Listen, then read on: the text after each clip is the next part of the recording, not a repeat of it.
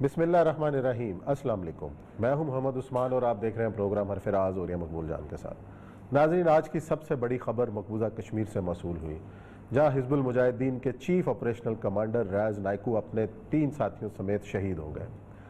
یہ بھارتی فوج کے خلاف جدوجہد کی ایک علامت۔ بھارتی فوج نے جس پر سب سے زیادہ انعام مقرر کر رکھا تھا وہ ریاض نائکو تھے، جو آج اونتی پورہ کے قریب پلوامہ میں جو ہے ایک جھڑپ کے دوران شہید ہو گئے۔ کہا یہ جا رہا ہے کہ یہ 10 گھنٹے سے زیادہ محاصرے کے دوران جھڑپ ہوئی جس میں یہ شہید ہوئے۔ ان کی ڈیڈ باڈی کی تصاویر بھی سوشل میڈیا پر آئیں۔ بھارتی چینل اس وقت جو ہے وہ شور مچا رہے ہیں اور اس کو اپنی ایک بڑی کامیابی قرار دے رہے ہیں۔ یہاں سوال یہ اٹھتا ہے کہ برہان وانی سے لے کر ذاکر موسیٰ کے بعد اب ریاض نائکو، کتنے ہی نوجوان ہیں جو اس آزادی کی راہ میں اپنی جانیں قربان کریں گے، لیکن عالمی برادری ہے کہ وہ چپ سادے بیٹھی ہے، کشمیریوں کی آواز کو سننے والا نہیں ہے۔ 9 ماہ سے وہ لاک ڈاؤن کا شکار ہیں، لیکن کسی نے بھی ان کے لیے آواز نہیں اٹھائی۔ ایسے میں اب کشمیری عوام کے پاس آپشنز کیا ہیں، یہ ہے ہمارا آج کا پہلا موضوع، اور ذکر کریں گے افغانستان کی صورتحال کا، اور اس وقت طالبان کے سیاسی شعبے کے ترجمان سہیل شاہین ہمارے ساتھ جوائن کریں گے، ان سے تفصیلاً پوچھیں گے اور خاص طور پہ پوچھیں گے کہ طالبان کے زیر کنٹرول علاقوں میں کرونا کے حوالے سے طالبان کی قیادت کیا کام کر رہی ہے اور کس طریقے سے اس کو کنٹرول کیا جا رہا ہے، اور پروگرام میں ذکر کریں گے مشن اسار کا بھی۔ بڑھتے ہیں اپنے پہلے موضوع کی جانب، اور یہ صاحب مقبوضہ کشمیر سے جو خبر آئی ہے، ریاض نائکو حزب المجاہدین جو وہاں کی مقامی عسکری تنظیم ہے اس کے چیف آپریشنل کمانڈر اپنے گھر آئے پلوامہ، وہاں پہ مخبری ہوئی، جو طریقہ کار ہے، اس کے بعد طویل جھڑپ ہوئی اور وہ جام شہادت نوش کر گئے۔ لیکن وہی سوال جو میں نے رکھا کہ یہ جو راستہ ہے کشمیری عوام کا، ایک طرف سفارتی سطح پر بھی آواز اٹھائی جاتی ہے، کوئی سنتا نہیں ہے، پھر یہ کشمیری بندوق اٹھاتے ہیں، پھر ان کی جو آواز نہیں سنی جاتی، تو کشمیری عوام کے پاس اب راستہ کیا ہے، حل کیا ہے؟ دیکھیں، کشمیری تو یہ کرتے رہیں گے۔ اس کی ایک بنیادی وجہ یہ ہے کہ آپ کسی بھی قوم جو جس طرح کی کشمیر جس طرح کی قوم سے گزرے ہیں، جس آرڈیل سے گزرے ہیں، جس طرح کے حالات سے گزرے ہیں، وہاں ہوتا یہ ہے تقریباً ہر برادری کے اندر 1 یا 2 ایسے ہوتے ہیں جو شہداء کی لاشیں پہنچی ہوتی ہیں، اور جب شہداء کی لاش کسی گھر میں پہنچ جائے تو پھر آپ اس سلسلے کو روک نہیں پاتے۔ یہ ایک پورے کے پورے انٹرنیشنل لیول پہ کسی بھی جگہ کوئی بھی فریڈم موومنٹ اگر سمجھتے ہیں تو چل رہی ہوتی ہے، تو اس میں ہوتا یہ ہے کہ اس کو دبایا نہیں جا سکتا، کہیں نہ کہیں کسی نہ کسی وقت نکل آتی ہے۔ مطلب آپ مجھے یاد اچھی طرح کہ جس وقت یہ جو جلیانوالہ باغ ہوا تھا، بڑا چھوٹا سا واقعہ تھا، ویسے اگر آپ گنیں تو ایک چھوٹا سا باغ، چھوٹا سا امرتسر کا علاقہ اس کے اندر ہوا تھا، اور جو بندے تھے وہ سکھ جو نکلے تھے وہ جا کے انہوں نے وہاں جا کے جنرل ڈائر کو گولی ماری تھی پارلیمنٹ کے جا، یعنی وہ پڑے پلے جوان ہوئے، ان میں سے کسی ایک کا بچہ تھا، اس نے وہاں جا کے اس قابل ہوا کہ وہ پارلیمنٹ کی گیلری میں بیٹھنے کے قابل ہوا، پستول لے جانے کا، اور اس نے ایک جو کتاب تھی اس کتاب کے اندر باقاعدہ سوراخ کر کے اس میں پستول رکھا اور اس کو بند کیا اور وہ لے کے گیا۔ اسی طرح اندرا گاندھی کے قتل کے بعد بے انت سنگھ نے جس طرح اس کو قتل کیا ان کے گارڈز نے، تو اسی طرح سے، حالانکہ انہوں نے ملیٹنٹس کے خلاف ایکشن لیا تھا۔ اسی طرح کشمیر کے بارے میں اگر آپ یہ سمجھتے ہیں کہ اسٹرگل رک جائے گی تو امپاسبل ہے۔ انڈیا اصل میں اس وقت انٹرنیشنل جو اس وقت کورونا کی سچویشن ہے اس کا فائدہ اٹھا رہا ہے، بالکل، اور وہ سمجھتا یہ ہے کہ لوگ اپنے اپنے چکروں میں پڑے ہوئے ہیں، نہ ہیومن رائٹس کی میٹنگ ہو رہی ہے، نہ کسی اور جگہ کچھ ہوا ہے، تو میں یہاں پر یہ فائدہ اٹھا لوں اور کس طور پر۔ لیکن اس کے ساتھ 2-3 غلطیاں بڑی کمال کی کر رہا ہے، اور اس غلطیوں میں پھنسے گا، وہ ٹریپ ہوگا، جو کہ ایک غلطی وہ یہ کر رہا ہے کہ مسلمانوں کے خلاف اس نے پہلے سے ہی پورے برصغیر پاک و ہند کے جو مسلمانوں میں سے جو مسلمان جو وہاں رہ گئے تھے 22-23 کروڑ مسلمان، ان کے خلاف ایک محاذ کھڑا کیا تھا۔ پہلے تو وہ کانسٹیٹیوشنل فائٹ لیول کی چیز چل رہی تھی، یہ سارے کے سارے یہی کہتے تھے کہ پاکستان پیچھے ہٹ جائے، ہم اپنی جنگ کر لیں گے۔ اب ایسی بھی یہی کہتا تھا، شاہین باغ والا بھی یہی کہتا ہے یہ پاکستان نہیں، یہ ہندوستان ہے۔ اس میں ہمارے سیکولر بھی بینڈ بجانے وہاں پہنچ گئے، ڈن ڈنا ڈن ڈن، یہ نیشنلٹی کا مسئلہ ہے، یہ فلاں کا مسئلہ ہے، صدیوں سے یہاں رہ رہے ہیں، یہ وہ ڈن ڈنا ڈن ڈن ختم ہو گیا۔ اب کسی سیکولر کو کوئی ڈنڈے نہیں مارتا، تم سبزی نہ بیچو، مسلمان کو مارتے ہیں۔ کسی سیکولر کو یہ نہیں کہتا ہے کہ تم جناب جو ہے کرونا لے کے آ رہے ہو، مسلمان کو لے کے آتے ہیں۔ اب انہوں نے جو کرونا کی جو صورتحال شروع کی جس پہ پوری دنیا چیخی ہے، جس کے اوپر آپ اندازہ کریں کہ ابھی 3 بندوں کو وہاں سے فائر کیا انہوں نے، اور بڑے ہائی افسر کو جو ہی سے فائر کیا کہ تم نکل جاؤ، تم یہ کیا باتیں بکواس کر رہے ہو۔ تو یہ ایک ایسی سچویشن ہے، اور ہمیشہ سے ذاکر موسیٰ کے زمانے سے، اس سے پہلے برہان وانی کے زمانے سے یہ بات کہی جا رہی تھی کہ برہان وانی کہتا تھا کہ جب تک پاک و ہند کے انڈیا کے اندر جو مسلمان ہیں یہ اکٹھے ہو کے آزاد ہندوستان، آزاد مسلمان ہندوستان کا نعرہ لگاتے کشمیر کو پھول نہیں ہو سکتی. اس لیے انہوں نے یہ کیا ہے کہ کشمیر میں انہوں نے ملٹنٹس کو رکھا ہے یا انہوں نے اپنے بی جے پی کے گنڈے جو ہیں ان کے پیچھے لگا دیے ہیں. ظاہر بات ہے کہ یہ دونوں طرف اب یہ کسی نہ کسی جگہ ایک جگہ یونیفیکیشن ہونی. ریاض نائکو جو ہے بات حزب المجاہدین کا تھا ایک زمانے میں، ان کی آپس میں تھوڑی سی ذاکر موسیٰ تھوڑا سا مسئلہ ہوا تھا، لیکن اس کے بعد پھر اس کے بعد دوبارہ ان کی صلح ہوئی اور اکٹھے ہوئے اور اکٹھے انہوں نے فائٹ کی. ذاکر موسیٰ بھی حزب المجاہدین کا کمانڈر وہیں ان سے کمانڈر تھا، لیکن وہ بنیادی طور پہ وہ کہتے یہ تھے کہ ہم کشمیر کے لیے لڑنا نہیں چاہتے، ہم اللہ کے لیے لڑنا چاہتے ہیں، ہم خلافت کے لیے لڑنا چاہتے ہیں. ظاہر بات ہے کہ کشمیر اللہ تبارک تعالیٰ نے کشمیر کے نام پہ تو اللہ نے ہمیں جذبہ جہاد دیا نا. کشمیر اللہ نے کہیں قرآن میں یہ تو لگا تم کشمیر کے لیے مرو گے تھے. ایون یہ کہ جو حب الوطن من الایمان کی جو حدیث ہے، میں اس دن دیکھ رہا تھا کہ اس کے اندر 50 بڑے بڑے لوگوں نے کہا کہ یہ ضعیف حدیث ہے. اس لیے کہ حب الوطن من الایمان ہو تو ہجرت کہاں سے ہوگی؟ مکے سے لوگ ہجرت کر کے مدینہ کیسے جا کے بیٹھیں گے؟ پھر تو مکے سے محبت رہ گئی، پھر تو وہیں رہ گئے.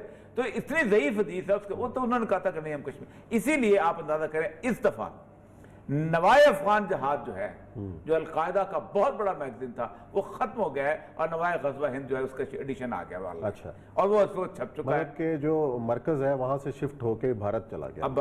اور میں شاید کل کے پروگرام میں بتاؤں گا اس کے 4 جو بھارت میں ایگزیکٹلی شفٹ کر چکے ہیں. وہ کہتے ہیں طالبان اب اپنی جنگ ان کو مدد کرنا، انہوں نے جنگ جیت لی، اب طالبان وہاں اقتدار حاصل کرے، وہ وہاں پر پہنچ گئے. اس کے اندر انہوں نے، میں حیران ہوتا ہوں کہ امام مہدی کی آمد سے پہلے غزوہ ہند کے حوالے سے ایسی حدیث دی ہیں کہ جو حدیث میں نے خود نہیں پڑھی تھی، بہت اس میں سے سمجھتا ہوں کہ میں نے کافی سارا پڑھا ہے، لیکن انہوں نے دی. اور باقاعدہ پوری فورس کے ساتھ وہ کہتے ہیں کہ اب ہمارا اور کوئی ٹارگٹ ہی نہیں رہ گیا افغانستان کے پاس. اور آپ اندازہ کریں کہ ہندوستان کے لیے امریکہ فوجیں نہیں بھیجے گا اپنی، ہندوستان کے لیے نیٹو نہیں اترے گا. اور دوسری بات یہ ہے کہ جو ہندوستان کا ٹارگٹ بڑے طور پہ یہ ہے، اور ٹارگٹ سمجھتا یہ ہے کہ ہم اگر یہ کریں گے تو امریکہ کہے گا کہ جی سی پیک کی صورتحال جو ہے، سی پیک کے اندر چائنا کے خلاف امریکہ کھڑا ہو جائے گا اور ہمیں راستہ دے دے کہ ہم گلگت بلتستان کی طرف سے آ جائیں گے، ہم کارگل کو کراس کر کے آزاد کشمیر. اور عزائم ان کے یہی ہیں، اور یہ جو خاص طور پر یہ حزب المجاہدین کا کارروائی ہوئی ہے، دلوں میں تیل ختم ہو. D G I S P R نے بیان دیا تھا کہ یہ جان بوجھ کر ماحول پیدا کیا جا رہا ہے، اندر ان کو مارنے کا الزام پاکستان پہ کہ پاکستان کر رہا ہے. اور یہ جو واقعات ہوئے ہیں، پلوامہ کتنے کلومیٹر دور ہے لائن آف کنٹرول سے، کچھ بھی نہیں. تو لیکن پھر بھی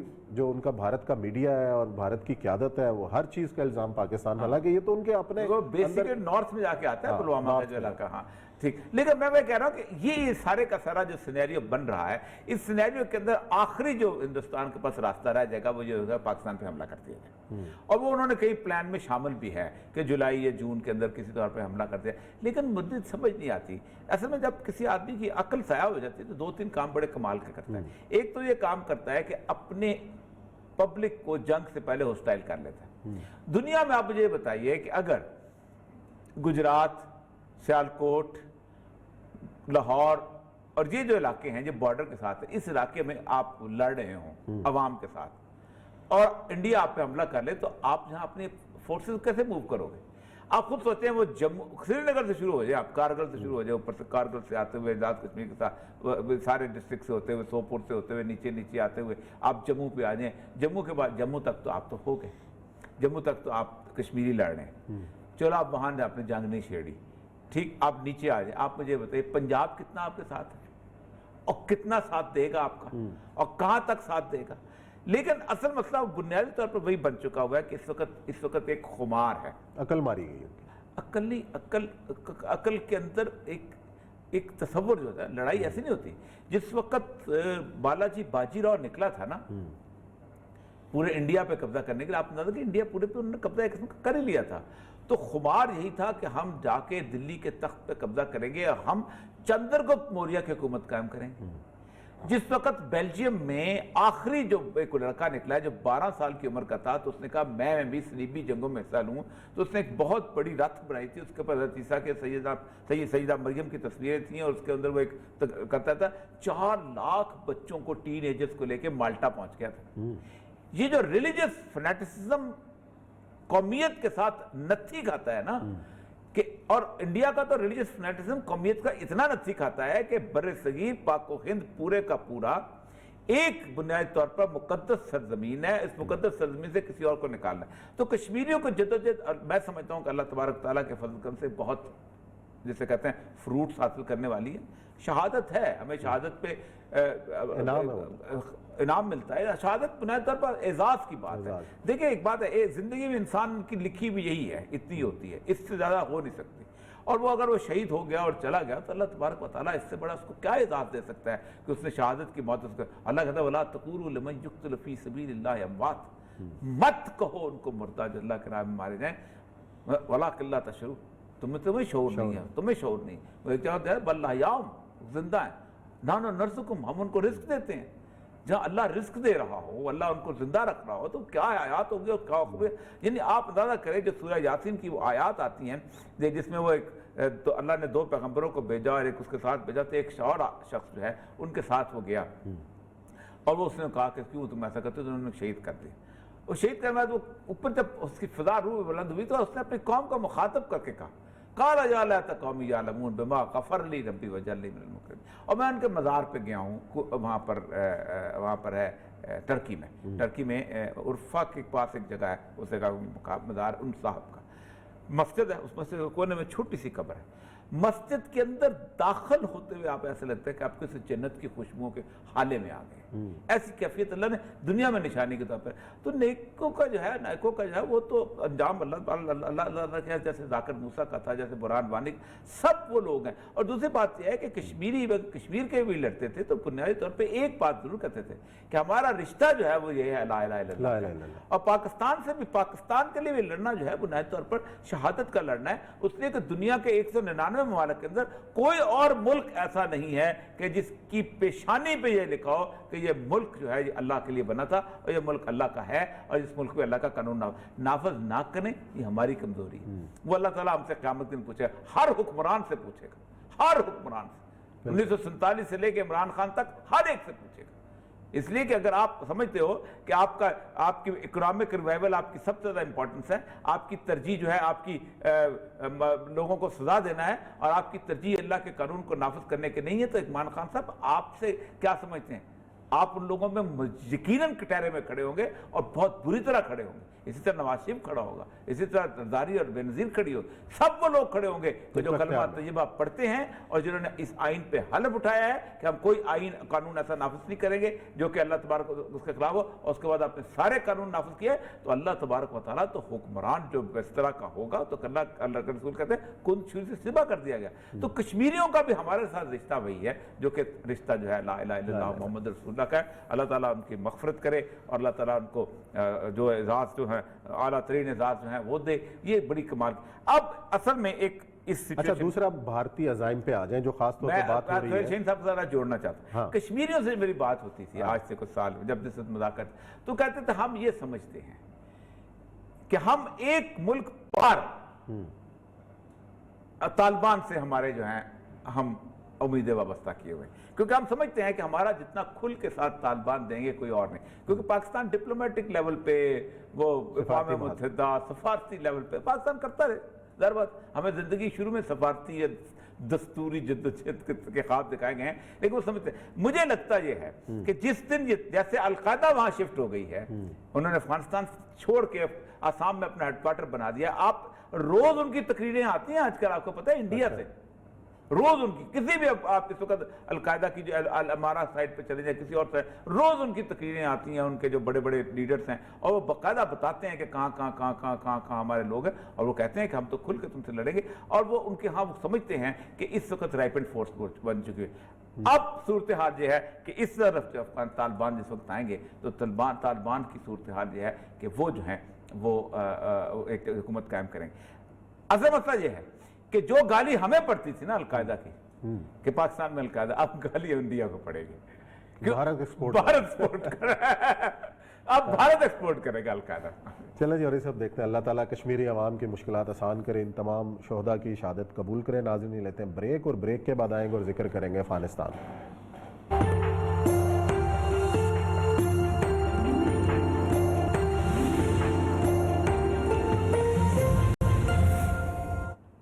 جی ناظرین، حرف راز میں ایک بار پھر خوش آمدید۔ ہم بات کریں افغانستان کی صورتحال کی، جو امن معاہدہ طالبان اور امریکہ کے درمیان طے پایا، اس میں اب تک کیا پیش رفت ہے، کتنے قیدیوں کا تبادلہ ہو چکا ہے، اور اقتدار کی منتقلی کے راستے کی رکاوٹ آخر ہے کیا؟ ہمیں اس وقت جوائن کیا ہے سہیل شاہین، جو طالبان کے سیاسی ونگ کے ترجمان بھی ہیں، اور ان سے ہم تفصیلاً بات کریں گے۔ السلام علیکم سہیل صاحب۔ وعلیکم السلام ورحمۃ اللہ۔ سہیل صاحب ذرا بتائیے گا تھوڑا اپڈیٹ، اس وقت کیا سٹیج ہے، کیا صورتحال ہے؟ یہ جو قیدیوں کا تبادلہ ہوا ہے، جو طے پایا تھا معاہدے کے مطابق، اس پر کتنے فیصد تک عمل ہو چکا؟ جی بسم اللہ الرحمن الرحیم، نحمد و نصلی علی رسول الکریم، اما بعد۔ جی یہ قیدیوں کا تبادلہ ہو رہا ہے، ہماری طرف سے بھی ہم نے قیدی رہا کیے ہیں اور کابل ایڈمنسٹریشن کی طرف سے بھی ہے، لیکن یہ قیدی وہ توافق نامے کے مطابق نہیں ہے۔ ہم چاہتے ہیں کہ توافق نامے کے مطابق ہو، کیونکہ اگر توافق نامے کے مطابق ایسا ہے تو وہ سارے قیدی رہا کیا جائے اور اس کے بعد ہم انٹر افغان نیگوشیشن یا بین الاقوامی مذاکرات میں داخل ہو، تاکہ مسئلے کے دائمی حل ڈھونڈ لے اور افغانستان کے مستقبل کے بارے میں بات چیت کرے اور ڈیسیجن لے لے، متفقہ ڈیسیجن۔ لیکن یہ گڈ جسچر ہے، ہماری طرف سے بھی ہے، ہم بھی ریلیز کرتے ہیں اور کابل کے ایڈمنسٹریشن اس کی طرف سے بھی ہے، لیکن کافی نہیں ہے۔ یہ ضروری ہے کہ سہیل شاہین صاحب، ایک چیز اور ہے کہ آپ کے ہاں اب بہت زیادہ روز خبریں آ رہی ہیں کہ ان کے سپاہی جو ہیں وہ چھوڑ کے آپ کی طرف شامل ہو رہے ہیں، جسے کہتے ہیں کہ وہ سرنڈر کر رہے ہیں، اور ان کی باقاعدہ لسٹ اور ان کے نام بھی آتے ہیں۔ دوسری چیز یہ ہوتی ہے کہ وہ مختلف جگہ پہ حملے بھی جاری ہیں، تو ان میں یہ کیا خبریں کس سطح پر ہیں اور کہاں کیا ہو رہا ہے جی وہاں؟ جی یہ ہے کہ اس کی جو سولجرز ہے، وہ فوجی ہے، وہ سرنڈر کرے، یہ حقیقت ہے۔ ہماری ایک کمیشن ہے جلب و جذب کے نام سے، وہ اس کے کانٹیکٹ کرتے ہیں یا اس کی طرف سے کانٹیکٹ ہوتے ہیں، وہ آتے ہیں، ایسا 40 حتی 100 کے تعداد میں آ رہی ہے، تو یہ 10-20 تو بہت زیادہ ہے، وہ آ رہے ہیں، اور یعنی بنسبت ایک معاہدے سے پہلے اور معاہدے کے بعد اس کی تعداد میں بہت تعداد زیادہ ہو گئی ہے، بہت زیادہ آ رہی ہے، یہ حقیقت ہے۔ اچھا، ایک آپ نے پچھلے جی اب میں تعداد تو بہت زیادہ میں خود دیکھتا ہوں، جی فرمائیے۔ تو دوسرا یہ ہے کہ معاہدے میں ہم نے تو امریکن سائڈ سے وہ معاہدہ کیا ہے کہ وہ اپنے انخلا کرے، فوجی افغانستان سے نکالے، کیونکہ انہوں نے 20 سال سے لڑائی کی اور اس کے ساتھ 54 کنٹریز اور بھی تھے، انہوں نے وہ کامیابی حاصل نہیں کی، انہوں نے معاہدہ ہم سے کیا اور ہم نے کہا کہ ٹھیک ہے آپ چلے جائے، ہم آپ کو سیفسٹ پیسیج دیتے ہیں، لیکن کابل کے ساتھ وہ اس کو کہتے ہیں کہ آپ آ جائے، بین الاقوامی مذاکرات شروع کریں، آپ ہمارے قیدی کو اس کو رہائی دے دیں جیسا کہ توافق نامے میں ہے، اور اس کے بعد آئے کہ مذاکرات شروع کرے اور افغانستان میں ایک مکمل سیزفائر آ جائے اور افغانستان کی مستقبل کے لیے، اسلامی حکومت کے لیے بھی ہم بات چیت کریں، لیکن وہ ابھی تک وہ قیدی کو رہا نہیں کرتے، وہ بین الاقوامی مذاکرات پر نہیں آتے، اس لیے وہ لڑائی جاری ہے۔ اچھا سید صاحب، یہ بتائیے گا کہ ان کی تو آپس میں حکومت جو ہے اس وقت آپ میں تقسیم ہو چکی ہے، عبداللہ ایک طرف چلا گیا ہوا ہے، خود یہ اس طرف آگے ہوئے ہیں، تو یہ بین الاقوامی مذاکرات جو ہیں ظاہر بات ہے وہ تو نہیں چاہتے، تو یہ کیسے اب ہو سکے گا، اس کو آگے لے کے جائیں گے؟ یہ توافق نامہ غوریہ سے توافق نامہ میں یہ لکھ چکا ہے اور ہم نے اس پر انسسٹ کیا کہ ہم آل افغان سائڈ سے جو ادھر آل جہتے ہیں افغان اس سے بات چیت کریں گے۔ ایک کابل ایڈمنسٹریشن ایک سائڈ ہے، لیکن بحیثیت حکومت تو ہم اس کو ریکگنائز نہیں کرتے، لیکن ایک جہت ہے، ایک پارٹی ہے جو کانفلکٹ، تو اس کے ساتھ اور بھی پولیٹیشین ہے، پاکستان ہے، گروپس ہے افغان، اس کے ساتھ ہم بات چیت کریں گے، اور یہ توافق نامہ میں بھی دکھ چکا ہے۔ اس لیے ہم نے جب انہوں نے ٹیم بنایا اور ہمیں بہت سے اسے شکایتیں مل گئی ان طرف سے، کابل سے کچھ فیکشنز اور پولیٹیشین سے، کہ اس میں ہمارے ریپرزنٹیشن نہیں ہے، تو اس لیے ہم نے کہا کہ ہم یہ ٹیم کو نہیں مانتے کیونکہ وہ فلی ریپرزنٹیو نہیں ہے، تو اگر وہ یہ ٹیم آ جائے کہ سب میں اس کے ریپرزنٹیشن ہو آل افغان سائڈ سے، تو ہمیں مشکل نہیں، ہم اس سے بات چیت کریں گے۔ اچھا سہیل صاحب، ایک پچھلے دنوں مختلف ذرائع ابلاغ میں یہ خبریں آ رہی تھیں کہ یہ مذاکرات کے حوالے سے طالبان کی جو اپنی قیادت ہے اس میں کچھ اختلاف رائے پایا جاتا ہے، اس حوالے سے آپ کیا کہیں گے یہ اختلاف رائے کے حوالے سے؟ نہیں، جو اختلاف رائے نہیں ہے، بالکل ایسا نہیں ہے، کیونکہ جب بھی ہم ادھر مذاکرات کرتے، ایک تو ادھر ملا صاحب برادر بھی تھا جو خود ڈپٹی امیر ہے، تو اس کی رہبری میں، اس کی لیڈرشپ میں کرتے۔ اس کے بعد یہ سارے جو ہوتے، جو ہم توافق نامے میں ہم اس پر اتفاق کر چکے تھے، یہ لے کے ہمارے ایک ڈیلیگیشن باقاعدہ جاتے ہمارے لیڈرشپ کو، ٹاپ لیڈرشپ کو، تو اس کے ساتھ اس کو شیئر کر دیتے۔ ادھر ہماری جو لیڈرشپ کے کونسل ہے ادھر بھی بحث ہوتی اس پر، اور ہمارے جو علماء کے کونسل ہے اس کے ساتھ بھی شیئر کرتے، اس سے سارے سے یہ اپروو ہو چکا ہے۔ بالکل اچھا سہیل صاحب، ایک آپ نے دعویٰ کیا تھا کہ کنڑ کے علاقے میں باقی جگہ سے داعش کا خاتمہ کر دیا گیا ہے، اور اس میں ایک تو یہ بتائیے گا کہ داعش کا خاتمے کے بارے میں، اور دوسری جو بات ہے وہ یہ تھی کہ آپ نے دوسرا بیان آیا تھا کہ جیلوں کے اندر کرونا کی جو ہے یہ ابھی وبا جو آئی ہے اس کے بارے میں ہم پریشان ہیں، اگرچہ کہ یہ طالبان کے علاقے میں تو کرونا بالکل نظر نہیں آتا، اس کی کیا وجہ؟ اللہ کا کرم ہے؟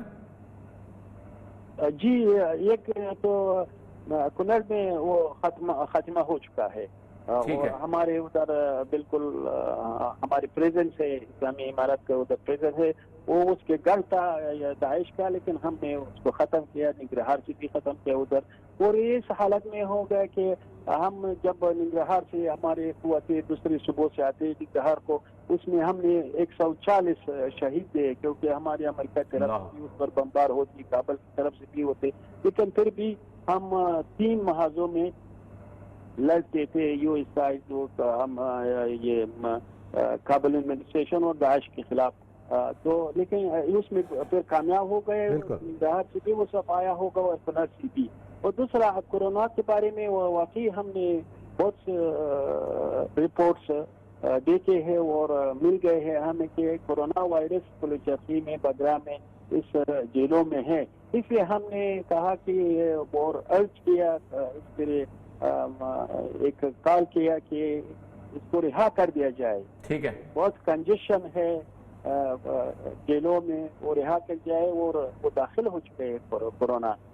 اور دوسرا ہمارے علاقوں میں میں نے کل ہمارے ہیلتھ کمیشن کے جو ہیڈ ہے اس سے بات کی، اچھا، تو انہوں نے کہا کہ الحمدللہ ہمارے علاقوں میں نہیں ہے، ویسے نہیں، ہم ڈیاگنوز نہیں کرتے ہیں، ہم WHO کے وہ سب آفس بھی ہمارے بعض صوبوں میں ہمارے ساتھ ہے، ہیلپ کر رہے ہیں، حکومت کر رہے ہیں ہم کو، وہ بھی ڈائگنوز کرتے ہیں، لیکن اس کے باوجود بھی اس صوبوں میں کورونا وائرس نہیں ہے، صرف قندوز اور بغلان میں ہے، اور 5 کیس دونوں نے ڈائگنوز کیا ہے، اور دوسرے صوبوں میں نہیں ہے، الحمدللہ۔ ماشاءاللہ، الحمدللہ۔ اچھا، ضلع خلیلداد پچھلے دنوں آیا تھا اسی کو ٹھیک کرنے کے لیے، اور امریکہ بھی اب تجدید سے اپنے انخلا چاہ رہا ہے، تو اگر امریکہ انخلا کر لیا اور اس کے بعد یہ بین الاقوامی مذاکرات آپ نے کرنے ہیں، اس میں جنہوں نے روڑا اٹکایا، تو اس میں پھر کیا ہوگا؟ جی، اگر امریکہ چلا جائے، انہوں نے وعدہ کیا ہے، اور اگر وہ آزمایا بھی ہے 20 سال سے انہوں نے جو اس کے بس میں تھا، لیکن وہ بہتر ہے کہ وہ ابرومندانہ طور پر وہ چلا جائے افغانستان سے، ہم نے معاہدہ بھی کیا ہے، پھر بھی اگر کابل ایڈمنسٹریشن وہ پیس پروسیس میں وہ نہیں چاہتے کہ وہ بین الاقوامی مذاکرات کو داخل ہو، تو ہم دوسرے افغان سائڈ سے بات چیت کریں گے، ہماری بات چیت جاری ہے کہ افغانستان میں حل آ جائے۔ اگر کوئی وہ لڑائی چاہتے ہیں، وہ اس کی آپشن ہے، اس کے لیے تو ہم میدان میں ہیں، لیکن ہم چاہتے ہیں افغانستان میں امن آ جائے، جو بھی وہ امن کے طرفدار ہو اس کے سارے کے ساتھ ہم بات چیت کریں۔ اچھا سہیل صاحب، پاکستان کی حکومت کا جو کردار ہے آپ کو فیسیلیٹیٹ کرنے کے حوالے سے، ظاہر ہے ان کی بھی کوشش یہی ہے کہ مذاکرات ہوں اور پرامن طریقے سے حل نکلے، حکومت پاکستان کے کردار کے حوالے سے آپ کیا کہنا چاہتے ہیں؟ جی پاکستان کے جو کردار ہے پیس پروسیس میں وہ نمایاں ہے. واقعی جب بھی ضرورت پڑا ہے انہوں نے ہمیشہ اپنا کردار ادا کیا ہے اور افغانستان مسئلے کے پیسفل سولوشن کی بھی آواز اٹھائی ہے. تو اس کی ہم اپریشیٹ کرتے ہیں, قدر کرتے ہیں, انہوں نے اپنے پارٹ کو انجام دیا. اچھا, دوسرا سوال یہ ہے کہ جو ایسی فورسز جو افغانستان میں بیٹھے ہوئے ہیں, ظاہر ہے جن کو کچھ حکومتوں کی سرپرستی بھی حاصل ہے, پاکستان کے قبائلی علاقہ جات کو ڈسٹیبلائز کرنا چاہتے ہیں, غیر مستحکم کرنا چاہتے ہیں, اگر ان کے وہاں پہ سٹرانگ ہولڈز ہیں, ان کے خلاف طالبان کا جہاں کنٹرول ہے, اس حوالے سے کیا کارروائیاں مستقبل میں آپ نے پلان کیے یا بھی ان کو روکنے کا کیا جو ہے وہ میکانزم بنا ہے؟ وہ توافنامے میں ہم نے کلیئرلی لکھا ہے کہ اب ہم کس کو اجازت نہیں دیں گے کہ افغانستان کی سرزمین کو کس خلاف استعمال کرے, اور یہ اب پالیسی بن چکا ہے. اس پالیسی کے مطابق جب ہم ادھر اقتدار میں آ جائے, ظاہر ہے اس کے مطابق ہم لیجسلیشن بھی کرتے ہیں. جب ہم نے لیجسلیشن کیا صحیح, اس کے اگر مخالف ہو اس قوانین کے تو اس کی خلاف قانونی اقدامات کریں. جی بہت بہت شکریہ. السلام علیکم ورحمۃ اللہ. ہاں جی, بڑی تفصیل سے دو تین چیزیں بہت کمال کی. ایک تو یہ ہے کہ ہم تو اپنی زمین استعمال نہیں ہونے دیں گے, اور دوسرا ہم نے پاکستان کا اپریشیٹ. دیکھیں سچویشن بڑی اس وقت کروشل ہے. کروشل جس وقت سچویشن ہے کہ امریکہ تو جا رہا ہے. امریکہ تو اگر امریکہ کی فوجیں نہ پٹا بیٹھ کے امریکہ کا جانے جانا الیکشن, ٹرمپ کا الیکشن نہیں ہوتا. دوسری چیز یہ ہے کہ یہ جو قامت کرزئی ہے, یہ لوگ, میں آج ان کی سائٹ علمارہ کینی کی سائٹ دیکھ رہا تھا, اس میں انہوں نے کرزئی کی کرپشن کے اوپر وہ کہا کہ انہوں نے فنانس کے تینوں محکمے جو براہ راست اپنے انڈر کر لیے ہوئے ہیں, اور بنی کے تو زیادہ سے زیادہ بریف کیس بھر کے نکلنا چاہتے ہیں. وہ سارے لوگ ایسے ہیں, لیکن وہ اس نے بات کیا, اس نے کہا پھر لڑنا ہے تو لڑنے کی آپشن بھی ہے ہمارے پاس. یہ ہوتا ہے کمال.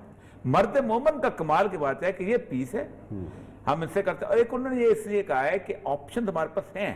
ہم افغانستان کی حکومت کو چھوڑ کے افغانستان میں بے شمار گروپ پڑے ہوئے ہیں, ہم تمام قبائل سے جا کے بات کر رہیں گے, براہ راست جا کے بات کریں تو افغانستان کے گروپ میں تو 4 لوگ پیچھے رہ جائیں گے, تو پھر کو اکیلے ہو جائیں گے. اور اگر کوئی پھر بھی لڑنا چاہتا ہے تو پھر لڑنے کے آپشن ہمارے پاس ہے. پہلے کون سا ہم نے ٹیبل پہ بیٹھ کے جنگ جیتی ہوئی, بالکل پہلے بھی یہی صورت ہے. اچھا, اور یہ تو ہو گیا افغانستان کی صورتحال. میرا خیال ہے یہاں بریک لے لیتے ہیں, اس کے بعد مشن نثار کا ناظرین سلسلہ شروع کرتے ہیں. آج دیکھتے ہیں کہ مشن نثار میں ہمارے ساتھ کون سی شخصیت ہے اور وہ کون سا بڑا کام کر رہے ہیں. دیکھتے ہیں بریک کے بعد.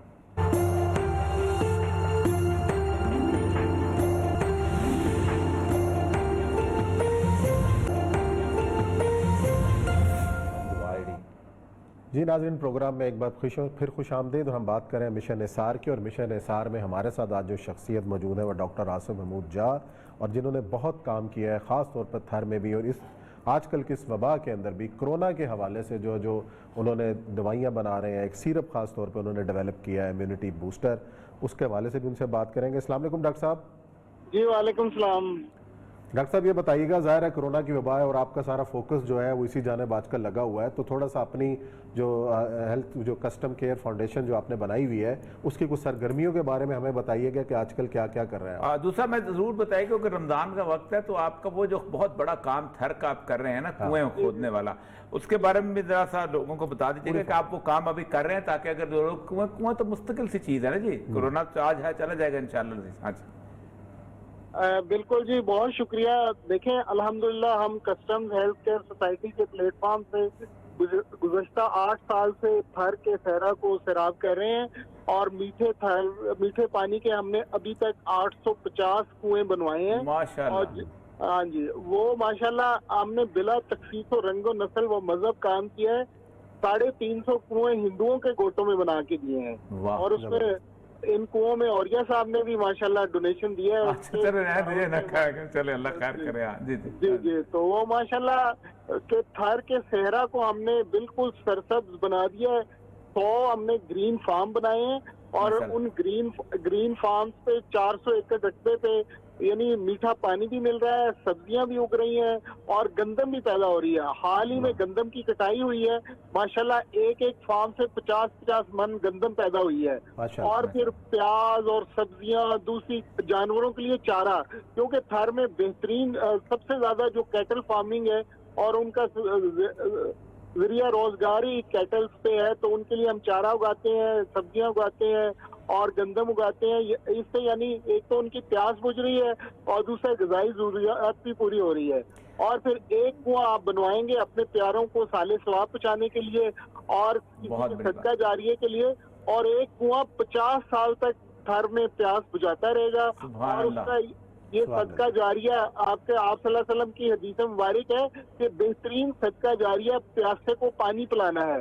تو اور پھر حضرت عثمان رضی اللہ تعالیٰ عنہ کی سنت کو ہم نے تازہ کیا ہے کہ انہوں نے یہودی سے ایک کنواں خرید کے مسلمانوں کے لیے مدینہ میں وقف کیا تھا. تو ہم نے ہمارا پہلا کنواں تھا وہ بیر عثمان تھا ان کے نام. پھر اللہ نے اتنی برکت دی کہ ساری دنیا سے 2 سال پہلے میں نے حرف راز میں ہی بات کی تھی، تو ماشاءاللہ اس وقت سے لے کے ہمیں سینکڑوں کنووں کے احتیاط ملے. تو امید ہے کہ آج بھی حرف راز میں یہ بات ہوگی تو لوگ ضرور انشاءاللہ. کرونا کے حوالے سے ڈاکٹر صاحب، کرونا کے حوالے سے تھوڑا سا بتائیے گا کیونکہ لوگ پریشان ہیں. ماشاءاللہ ہمارا جو کرونا کے خلاف ہم نے ایک تو راشن کا ہم نے سلسلہ شروع کیا اور پھر لوگوں میں آگاہی پیدا کر رہے ہیں، اور پھر ہم نے اس کے لیے قوت مدافعت پیدا کرنے کے لیے ایک دوا بنائی جو ماشاءاللہ بہت بہترین اس وقت موسٹ افیکٹو اویلیبل ریمیڈی جو ہے وہ ہماری دوائی ہے جس میں شہد ہے، اور مطلب اس کو آپ اپنے گھر میں بنا سکتے ہیں. نہیں آپ بتا دیں، وہ بتا دیں، نسخہ بتا دیں. بتایا تھا ایک بار پھر بتا. نسخہ بہت آسان ہے جی کہ 1 کپ گرم پانی لے لیں یا لیمن گراس کاوا لے لیں یا دودھ لے لیں، اور اس میں 2 چمچ آپ نے اولیو آئل کے ڈالنے ہیں، 2 چمچ آپ نے ہنی کے ڈالنے ہیں، تھوڑے سے چند قطرے کلونجی آئل ڈال لیں اور 1 چمچ پسی ہوئی ہلدی کا ڈالنا ہے. تو انشاءاللہ یہ آپ کا کرونا سے بچاؤ کا سیرپ تلاش تیار ہے. یہ آپ کے پھیپھڑوں کو بھی قوت بخشے گا، پھیپھڑوں کی سوجن بھی کم کرے گا، کیونکہ ہلدی میں اللہ پاک نے اتنی صلاحیتیں رکھی ہیں، اور شہد تو فیہ شفاء للناس، اور والتین والزیتون اولیو آئل زیتون کی تو اللہ نے قسم کھائی ہے قرآن پاک میں. تو ماشاءاللہ یہ دوا جو ہے پچھلے 2 ماہ سے تقریباً 5000 لوگوں نے استعمال کیا، اور لوگ جو کوارنٹین میں انہوں نے بھی استعمال کیا ہے، اور جو جن کے پازیٹیو کیس ہو گئے تھے انہوں نے استعمال کیے، تو اللہ نے شفا دی ہے. بالکل جی، اللہ نے شفا دی ہے. بہت بڑا کام کر رہے ہیں. ناظرین یہ تنظیم کے جو اکاؤنٹس نمبر ہیں وہ بھی اسکرین پر آپ نے دیکھے ہیں، آپ ڈونیٹ کر سکتے ہیں. ناظرین یہ پروگرام کا وقت ختم ہوا. کل انشاءاللہ نئے موضوعات کے ساتھ آپ کی خدمت میں حاضر ہوں گے. اپنا بہت خیال رکھیے گا. اللہ حافظ.